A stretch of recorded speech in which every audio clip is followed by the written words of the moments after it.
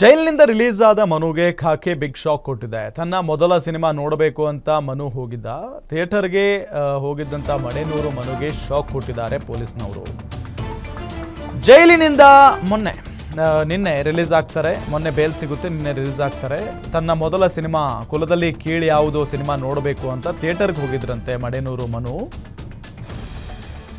Cinema ನೋಡೋದಕ್ಕೆ ಅವಕಾಶವನ್ನ ಕೊಟ್ಟಿಲ್ಲ ಪೊಲೀಸರು ಅನ್ನೋದು ಗೊತ್ತಾಗ್ತಾ ಇದೆ. ಪೊಲೀಸರ ಅನುಮತಿ ಇಲ್ಲದಕ್ಕೆ ವಾಪಸ್ ಹೋಗಿದ್ದಾರೆ ನಟ ಮನು. ನಟನೆಯ ಮೊದಲ ಸಿನಿಮಾ ಕುಲದಲ್ಲಿ ಕೀಳು ಯಾವುದು. ಮೊನ್ನೆ ತಾನೇ ಅವರು ಯಾವತ್ತು ಅರೆಸ್ಟ್ ಆದರೂ ಅವತ್ತೇ, ಅಂದರೆ ಅದರ ನೆಕ್ಸ್ಟ್ ಡೇ ರಿಲೀಸ್ ಆಗಿತ್ತು ಮೊದಲ ಸಿನಿಮಾ. ಎಂಥ ದುರ್ದೈವ ನೋಡಿ, ಅಷ್ಟು ಕಷ್ಟಪಟ್ಟು ಅಭಿನಯಿಸಿ ಸಿನಿಮಾ ಮಾಡಿದ್ದಂಥ ನಟ ಇನ್ನೇನು ಸಿನಿಮಾ ನಾಳೆ ರಿಲೀಸ್ ಆಗುತ್ತಪ್ಪ ಅಂತ ಅಂದಾಗ ಇವತ್ತು ಜೈಲಿಗೆ ಹೋಗ್ಬಿಡ್ತಾರೆ. ಏನೇ ತಪ್ಪಾಗಿರಲಿ, ಎಂಥದ್ದೇ ಆಗಿರಲಿ, ಯಾವ ವ್ಯಕ್ತಿಗೂ ಯಾವ ಒಬ್ಬ ಕಲಾವಿದನಿಗೂ ಇಂಥ ಶಿಕ್ಷೆ ಆಗಬಾರ್ದು. ಯಾಕೆ ಅಂತ ಹೇಳಿದರೆ ಅಷ್ಟೊಂದು ಕಷ್ಟಪಟ್ಟ ನಂತರ ಈ ಥರ ಆಗೋಗ್ಬಿಡ್ತಲ್ಲ, ದುಃಖ ಅಂತೂ ಅವ್ರಿಗಿದ್ದೇ ಇರುತ್ತೆ. ಡೀಟೇಲ್ಸ್ ಕೊಡ್ತಾರೆ ನಮ್ಮ ಫಿಲಂ ರಿಪೋರ್ಟರ್ ಕೀರ್ತಿ ಪಾಟೀಲ್ ಸಂಪರ್ಕದಲ್ಲಿದ್ದಾರೆ. ಕೀರ್ತಿ ಪಾಟೀಲ್, ಬೇಲ್ ಸಿಕ್ಕಿದೆ, ಅವ್ರು ಹೊರಗಡೆ ಬಂದಿದ್ದಾರೆ. ಸಿನಿಮಾ ನೋಡೋದಕ್ಕೆ ಹೋಗೋದಕ್ಕೆ ಅವಕಾಶ ಯಾಕೆ ಕೊಟ್ಟಿಲ್ಲ ಅಂತ?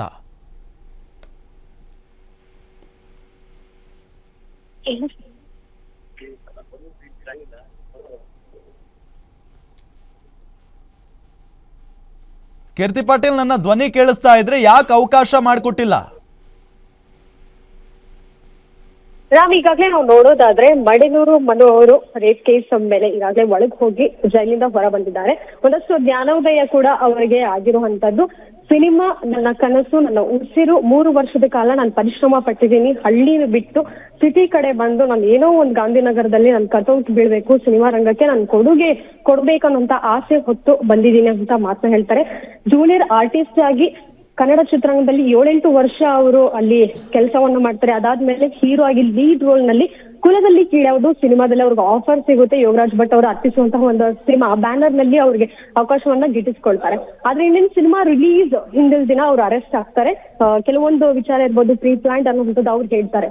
ಆದ್ರೆ ಸಿನಿಮಾ ರಿಲೀಸ್ ಹಂತದಲ್ಲೂ ಆ ರೀತಿಯ ಒಂದು ಅದೃಷ್ಟ ಅವ್ರು ಕೈ ಕೊಟ್ಟಾದ್ಮೇಲೆ ಜೈಲಿಂದ ಹೊರ ಬರ್ತಾರೆ. ಅಟ್ಲೀಸ್ಟ್ ಈಗಲಾದ್ರೂ ನನ್ನ ಸಿನಿಮಾ ನೋಡಬಹುದು ಅನ್ನುವಂತ ಆಸೆಯಿಂದ ಹೆಂಡತಿ ಮಕ್ಕಳ ಜೊತೆ ಥಿಯೇಟರ್ ಹತ್ರ ಬಂದಾಗ ಮತ್ತೊಂದು ಶಾಕ್ ಆದಿತ್ತು. ಏನಂತ ಹೇಳಿದ್ರೆ ಅವ್ರಿಗೆ ಪೊಲೀಸರ ಹತ್ರ ಪರ್ಮಿಷನ್ ತೆಗೆದುಕೊಳ್ಬೇಕಾಗಿತ್ತು. ಸೊ ಆ ಒಂದು ಅನುಮತಿ ಇಲ್ಲದೆ ಥಿಯೇಟರ್ ಹತ್ರ ಬಂದಿದ್ದಕ್ಕೆ ಮಡೆನೂರು ಮನೋರು ಸಿನಿಮಾ ನೋಡದೆ ವಾಪಸ್ ಹೋಗಿರುವಂತದ್ದು. ಸೊ ಇಲ್ಲೂ ಸಹ ಮಡೆನೂರು ಮನೋರಿಗೆ ಎಲ್ಲೋ ತಾವು ಅಭಿನಯಿಸಿರುವಂತಹ ಚೊಚ್ಚಲ ಸಿನಿಮಾ ವೀಕ್ಷಿಸುವಂತಹ ಭಾಗ್ಯ, ಆ ದರ್ಶನ ಸಿನಿಮಾ ಇರಬಹುದು, ಆ ಪ್ರೇಕ್ಷಕರ ಜೊತೆ ಕೂತ್ಕೊಂಡು ಸಿನಿಮಾ ನೋಡುವಂತಹ ಒಂದು ಭಾಗ್ಯ ಅವರಿಗೆ ಇಲ್ಲ ಅಂತ ಹೇಳ್ಬೋದು ರಾಮ್. ಓಕೆ, ಥ್ಯಾಂಕ್ ಯು ತಮ್ಮೆಲ್ಲ ಮಾಹಿತಿಗಾಗಿ.